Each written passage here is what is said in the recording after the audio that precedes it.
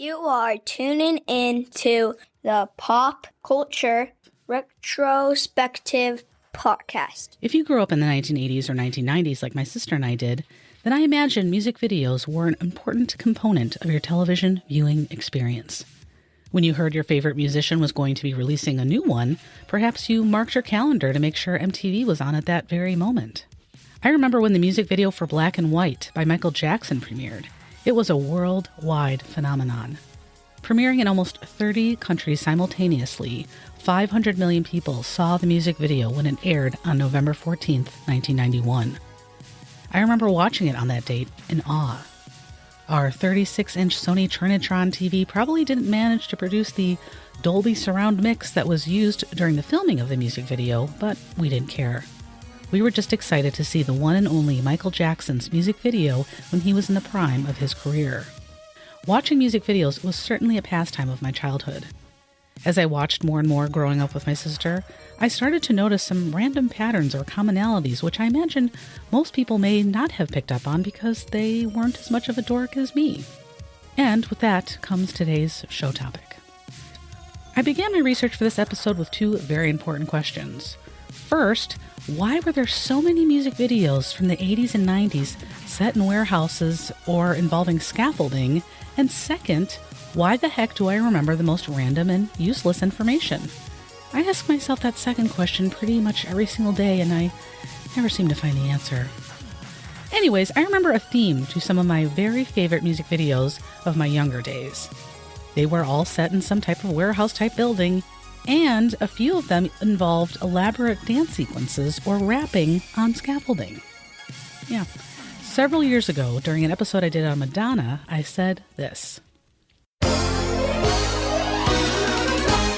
And at some point on this podcast, I want to do a show solely dedicated to highlighting the many music videos of the 80s and 90s that were all set in warehouses, because that seems to be a theme. I mean, remember Pleasure Principle by Janet Jackson or Another Night by Real McCoy?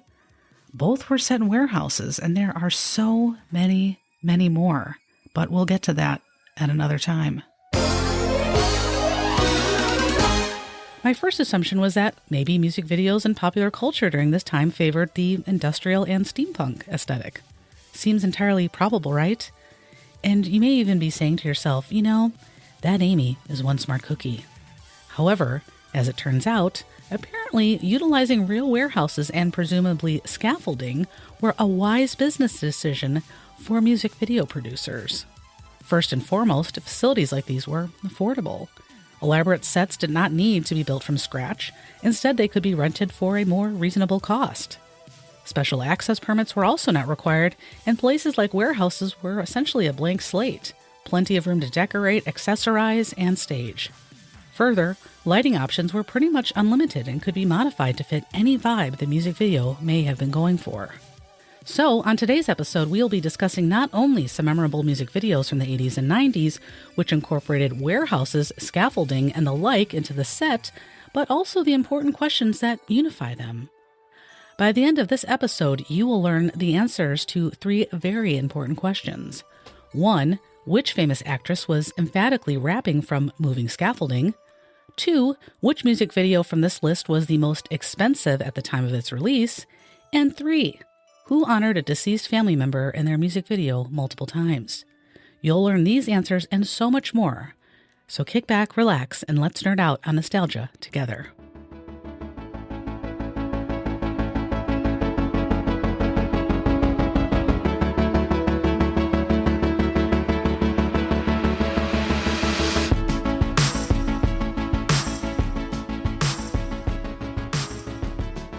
Thank you so very much for tuning into the Pop Culture Retrospective podcast. This show is dedicated to the memory of my big sister Rebecca, a fan of all things pop culture, particularly of the people, places, and things that defined the 80s, 90s, and early 2000s. Welcome aboard this pop culture time machine. I'm Amy Lewis. This is episode number 112, 80s and 90s music videos featuring warehouses and scaffolding. You heard me right. I debated calling niche episodes like this one the Just Go With Me on This series, but I just couldn't decide.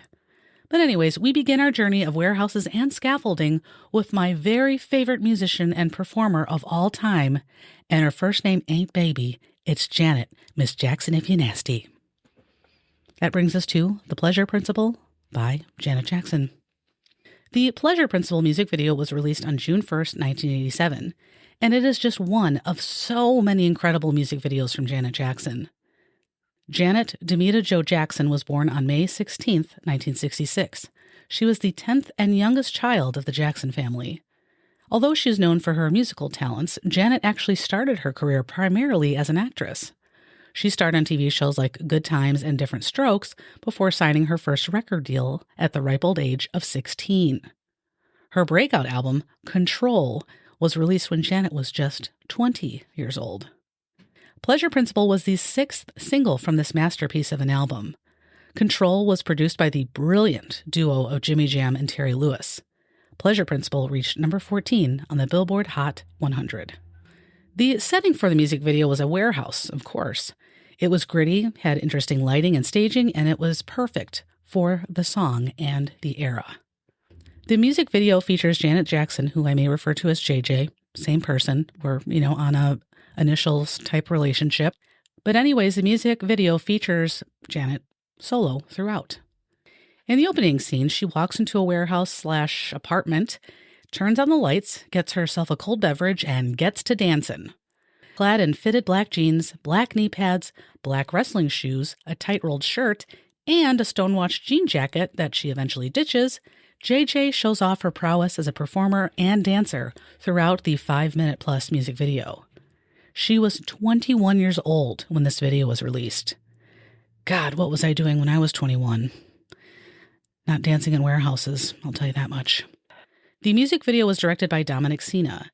It eventually won a VMA for Best Choreography in a video by Barry Lather. His talents also allowed him to work with other notable artists such as Prince and Michael Jackson. This music video is memorable for the infamous chair tip scene, wherein JJ runs towards a chair, leaps onto it, and forces the chair to tip down while she remains standing atop it. And after rewatching the music video a few times in preparation for this episode, I realized that she actually forcefully kicks over the wooden chair a few seconds before it is somehow magically standing back up, ready for her infamous jump and tip scene. Another memorable prop from Pleasure Principle was the microphone stand, Sans microphone. Janet also uses this inanimate object aggressively. At one point, she appears to sort of gently dance with it, and then in the next scene, she abruptly pushes it to the ground. There is no doubt that this music video inspired artists like Jennifer Lopez and Britney Spears when they created their own music videos years later. It has been recreated multiple times, including at the 2001 MTV Icon Awards, where many well-known artists paid tribute to Janet by performing vocal covers and recreating her choreography. Some highlights included Pink performing a dance sequence for Miss You Much, Usher performing All Right, and Maya performing Pleasure Principle. Each artist took on the challenge of mastering a seemingly complicated part of the dance routine, which I'm sure was no easy feat. It all concludes with the 3 aforementioned musicians, along with a large group of backup dancers, shaking their groove things to choreography for If, Rhythm Nation, and more. And I remember that I definitely used like LimeWire or something like that to download this segment, and it probably took 5 days to download. But man, that 4-minute video that was kind of blurry was totally worth it, because y'all know I loves me some JJ. Anyways, in 2008, Janet Jackson allegedly released a lingerie line called, you guessed it, Pleasure Principle, with some help from an Australian designer named Bruno Schiavi. Apparently, the line was very well received, but it never officially launched. I couldn't find an exact reason for why the line didn't go public, other than the designer may have been dealing with an illness which impacted his ability to help make these items come to life. So I guess we'll never know what those black laced knee pads would look like in person. Nothing says Happy Valentine's Day like a pair of sensual knee pads, if I do say so myself. Next up on our list, we have Unity by Queen Latifah. Born Dana Ellen Owens on March 18, 1970, Queen Latifah is arguably one of the most talented female rappers of all time. As a matter of fact, she was the first rapper to perform at the Super Bowl in 1998. She's also a well-respected actress who has appeared in dozens of movies and television series like Living Single. Growing up, Latifah's mother was a teacher, and her dad was a police officer. Latifah means delicate and kind in Arabic. All Hail the Queen, released in 1989, was Latifah's debut album, and at the time, she was just 19 years old. UNITY appeared on Latifah's third studio album entitled Black Rain, which was released in November of 1993 by Motown Records. The focus of UNITY is on the disrespect that women face due to things like sexual harassment, domestic violence, and sexist remarks. Further, the music video has been noted for raising awareness for the violence that Black women experience. If you are familiar with the song, then you may remember that it has a very catchy sort of jazz-esque sound, which I don't think jazz-esque is a real word. I just made it up, but kind of has a jazz-esque sound, okay? I learned recently that UNITY samples a song by the Crusaders called A Message from the Inner City. Her producers discovered the song, focused on a particular section of that song, then decided to speed that section up, play a drum track along with it, and the result was perfection. They had Queen Latifah in mind when they were putting it together. UNITY would go on to win a Grammy for Best Solo Rap Performance. And despite the lyrics being very blunt and explicit at times, the message behind it is incredibly powerful. And from what I understand, Queen Latifah wrote all of the lyrics, which are just amazing. And she was just so young. It's just very impressive, to say the least. And here are a few excerpts from the song. And as noted, some of the words I will be saying here in a few moments are explicit in nature. And I always feel like the biggest dork whenever I recite brilliant lyrics like these, and, written by Queen Latifah in this instance. But I guess I just feel like I would be remiss if I didn't include the lyrics because I just so admire her and what she stands for. So anyways, here are a few of the lyrics from UNITY. I hit the bottle, there ain't nowhere else to go but up. Bad days at work and they give you an attitude, then you were rough. And take it out on me, but that's about enough. You put your hands on me again, I'll put your ass in handcuffs. I guess I fell so deep in love, I grew dependency. I was too blind to see how it was affecting me. All that I knew was you was all the man I had. And I was scared to let you go, even though you treated me bad. But I don't want my kids to see me getting beat down by daddy smacking mommy all around. You say I'm nothing without ya, but I'm nothing with ya. A man don't really love you if he hits ya. This is my notice to the door. I'm not taking it no more. I'm not your personal whore. That's not what I'm here for. And nothing good gonna come till you do right by me. Brother, you ain't that sick. Who you calling a bitch? The music video for this powerful song was directed by Mark Gerard. In the opening scene of the music video, you see a key fly up into the air and get caught, presumably by Latifah herself. She then wears it throughout the music video. I never realized this, but Latifah's older brother, his name was Lancelot Jr., was killed in a motorcycle accident in 1992. She had actually purchased him that particular motorcycle, so that key was a symbol of her love and dedication to her brother. How beautiful is that? And throughout the music video, you see Queen Latifah, who is 5'10", by the way, sitting and slowly rolling on a motorcycle. She also raps in between motorcycles, passing her on either side, and must make at least a dozen outfit changes. The music video was filmed in front of a housing project called Hayes Homes in Newark, New Jersey. The building was dedicated in 1954. It was already pretty run down in the early 1990s when this music video was filmed and has since been demolished. During several parts of the music video, Queen Latifah can be seen rapping from the scaffolding that is moving around, and apparently there is a term for it. Yeah, scaffolding that can be moved is often referred to as mobile or movable scaffolding, and when attached to a crane, it can be referred to as a scaffold crane system or a runway crane for scaffolding. And I've said this once before, and I will say it again.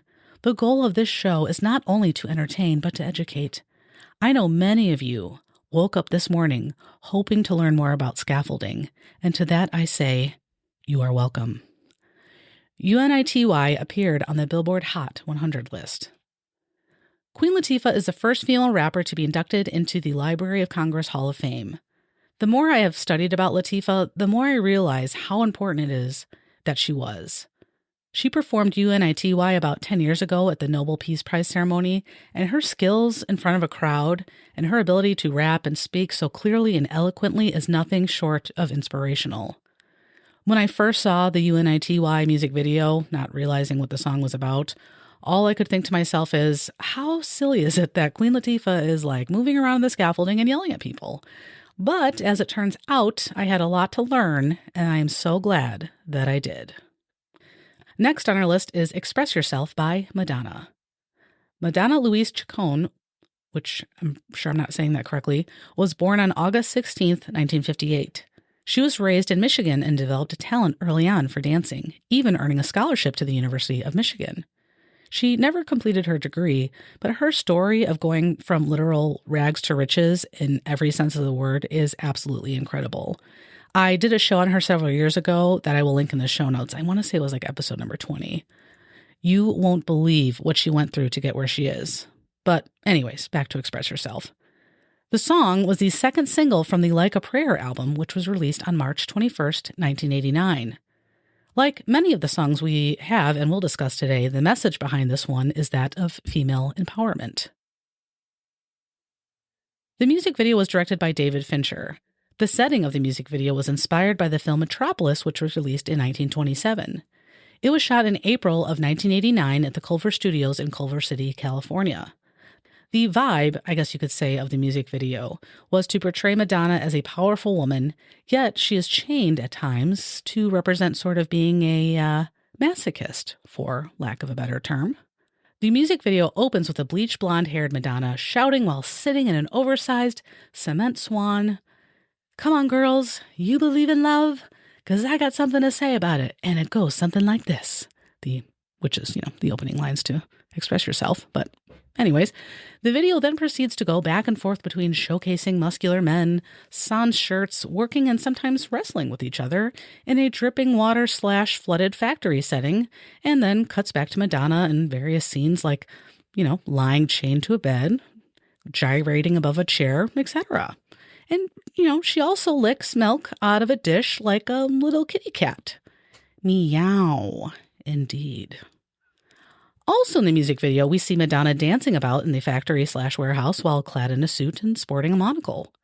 Her eventual love interest in the music video has to sleep on a chain-suspended bunk bed with a metal platform. No pillow, no blanket, no mattress, no shirt. In an interview with Rolling Stone magazine regarding this music video, the songstress said, quote, "This one I had the most amount of input," said Madonna. "I oversaw everything, the building of the sets, everyone's costumes, or lack thereof. I had meetings with makeup and hair and the cinematographer, everybody. Casting, finding the right cat, just every aspect. Kind of like making a little movie. We basically sat down and just threw out every idea we could possibly conceive of and all the things we wanted. All of the imagery we wanted. And I had a few set ideas, for instance, the cat and the idea of Metropolis. I definitely wanted to have that influence, that look on all of the men, the workers, diligently, methodically working away." End quote. At the time, it was the most expensive music video ever created, costing around $5 million, which is about $13 million in today's money.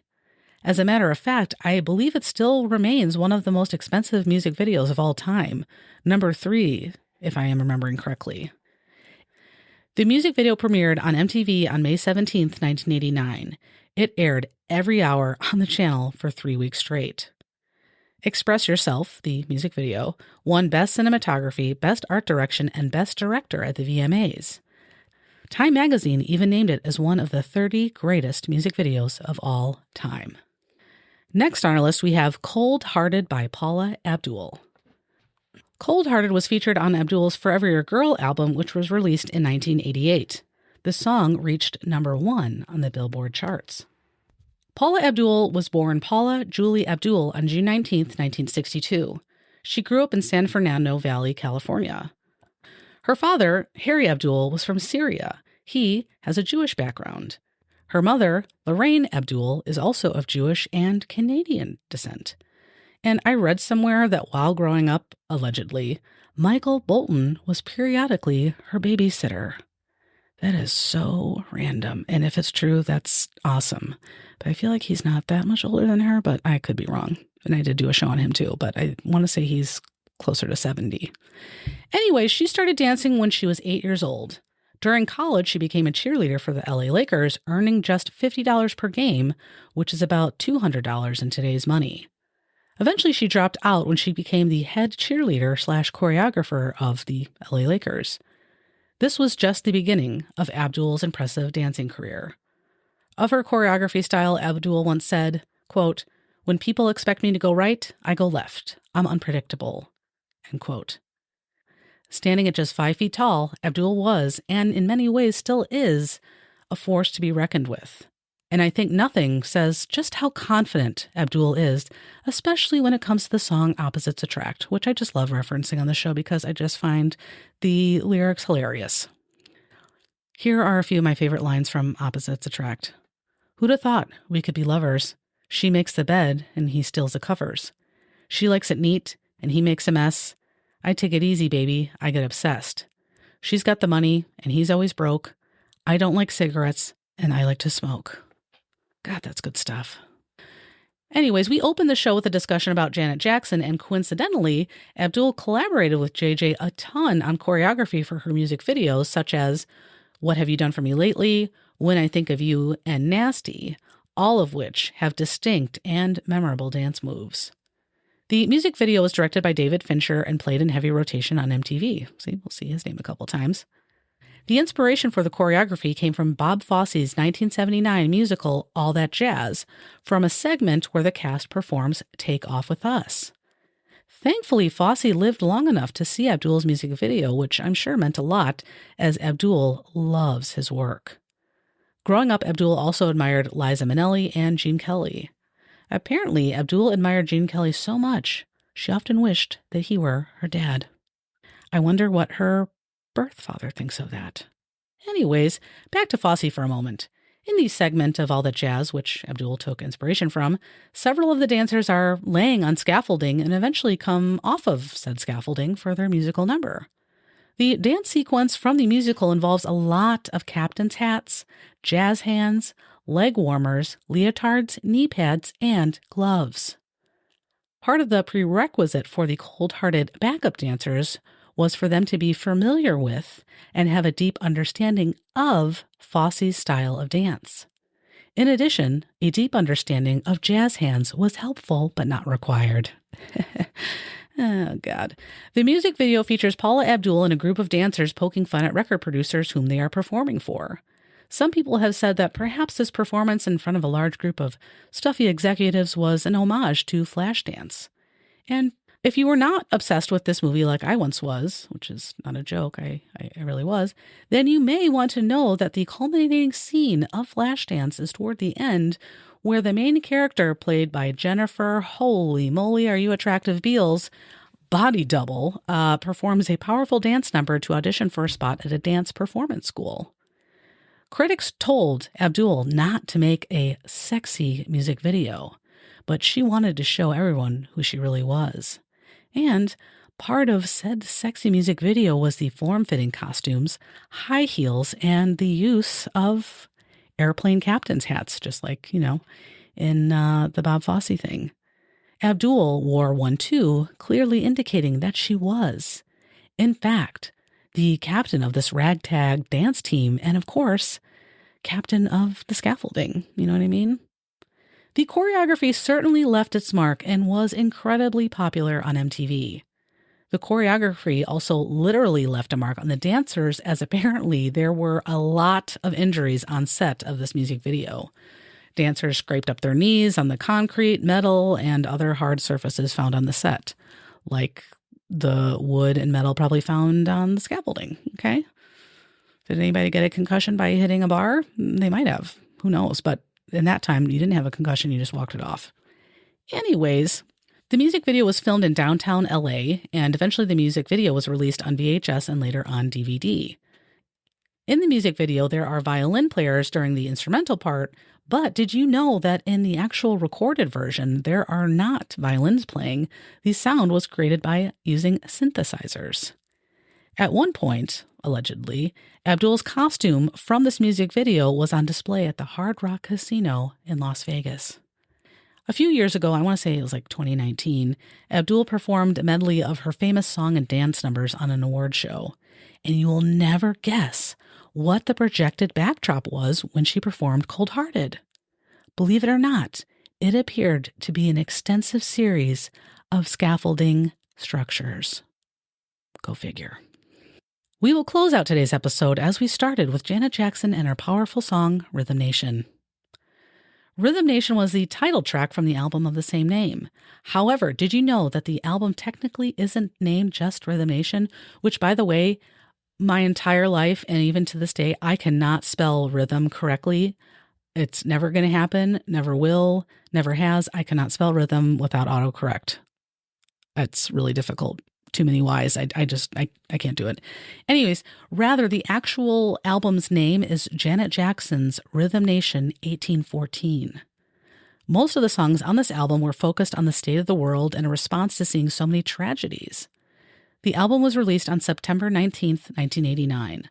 All the songs were co-written and co-produced by JJ, of course, because she's brilliant, alongside Terry Lewis and Jimmy Jam, who are legends in their own right. Rhythm Nation peaked at number 2 on the Billboard Hot 100. The budget for the music video was $1.6 million, which is about $4.2 million in today's money. When it came time to start planning for the creation of the music video, Dominic Sena was selected to be the director, who we talked about just a bit ago, and a relatively unknown choreographer named Anthony Thomas was hired to create the unforgettable dance moves. The outstanding choreography featured in the video was designed to elicit and illustrate a sense of power. An unknown choreographer was selected on purpose so that something new would be created, something that had never been seen before. And spoiler alert, Thomas, with a background in street dancing, delivered. Big time. And JJ specifically wanted Sena to direct the music video. Rhythm Nation was a notable music video at the time because it was filmed in black and white. Janet wanted it to be in black and white to reflect racial harmony, where different skin tones were not as obvious. The setting for the music video was allegedly a post-apocalyptic warehouse. Yes, you heard me right. A post-apocalyptic warehouse. Say that 10 times fast. And said post-apocalyptic warehouse was actually a power plant located in Pasadena, California. A lot of foam and plastic was used in the creation of the set to help create an industrial look. These materials were selected because they could be molded and shaped quickly. It took 20 days to film the music video, and Janet's record label did not want her to make the music video. They felt as though the mainstream wouldn't respond to it. So apparently her record company was comprised of a bunch of idiots because Rhythm Nation would go on to win 2 VMAs for Best Dance Video and Best Choreography. Oh, and it also won a Grammy for Best Long-Form Music Video. Take that and shove it, A&M Records. What does A&M even stand for? Abysmal and morons? Yeah, I said it. Debuting on October 23rd, 1989, Rhythm Nation was an instant hit. The outfits in the video were distinct and memorable as well. And as a matter of fact, in 1989, and I'm sure the years immediately following, costumes resembling the wardrobe from the infamous music video were very popular for Halloween.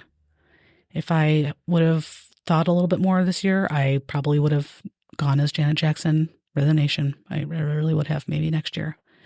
The wardrobe was designed to be unisex on purpose.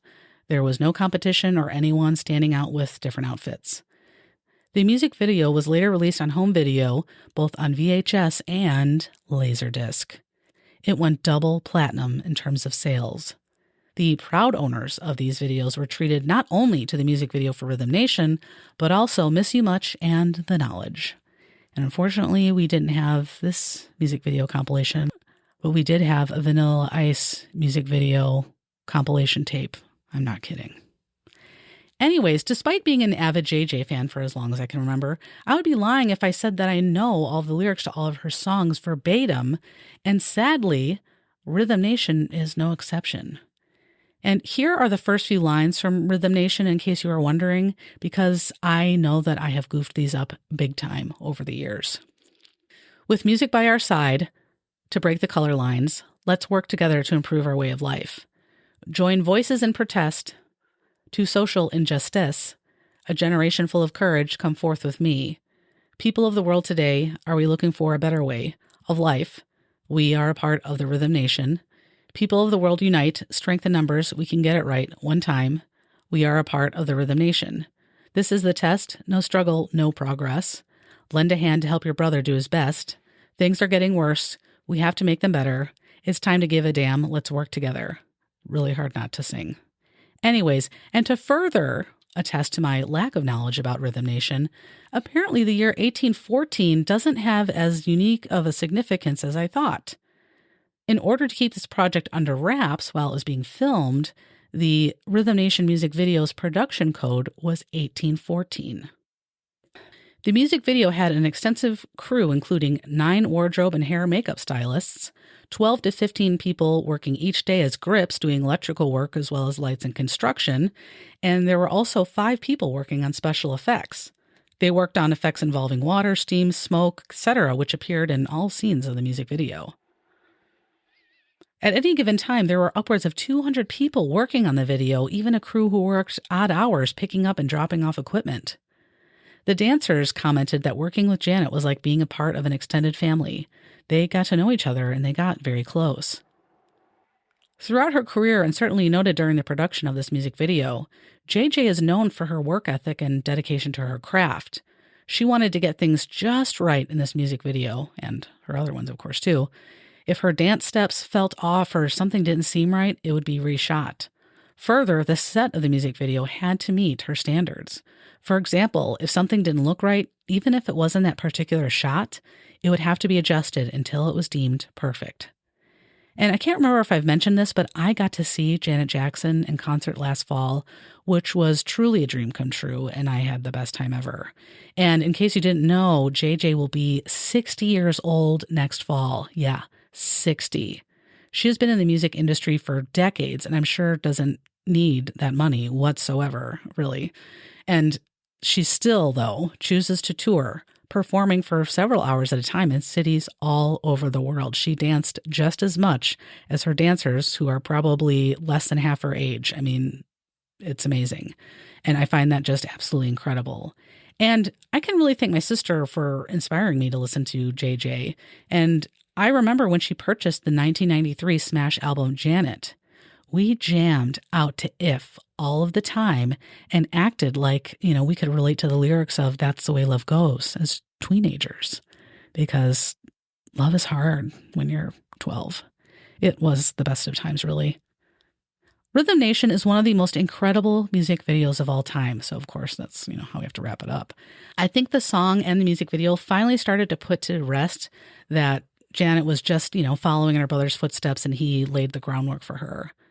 Instead, the world saw that Janet was an incredible musician, performer, and dancer in a universe all her own. Michael Jackson may have released an album called History, but I think these women and their subsequent music and music videos should all go down in herstory. See what I did there?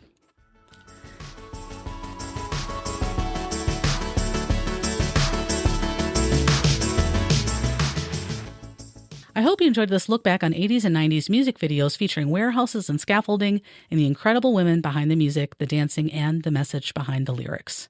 It took me a lot longer than I was anticipating to put this show together, but I hope that it was worth the wait. Before we wrap up today's episode, I'm hoping you could all check out a fantastic podcast called Pop Culture Reflections, hosted by Justin, and sometimes he has a co-host with him too. And I was recently a guest on his show, and we discussed some of our favorite Halloween memories from our childhood and teenage years, as well as some of our current traditions. And if you like my show, you will definitely love Pop Culture Reflections. I'll leave a link to this fabulous podcast in the show notes. Also, don't forget to check out the Q106.5 app, available for both iPhone and Android users.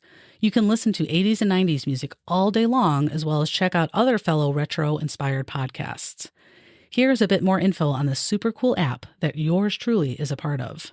Discover the legendary Q106.5 in your car, on your smart speaker, on your phone. Browse to Q1065.com. 80s, 90s. This is a radio station with a vibe. Download our app or listen online. Search at Q1065 Radio on social media. The Q is your favorite radio station. Discover Q106.5 and hear the 80s and 90s hits on the radio station with personality. Q106.5.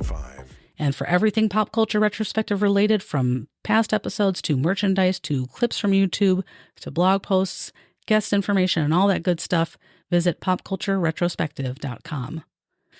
I hope you'll join me for our next episode where we will take yet another look at a fascinating facet of the 80s, 90s, and early 2000s in memory of my sister.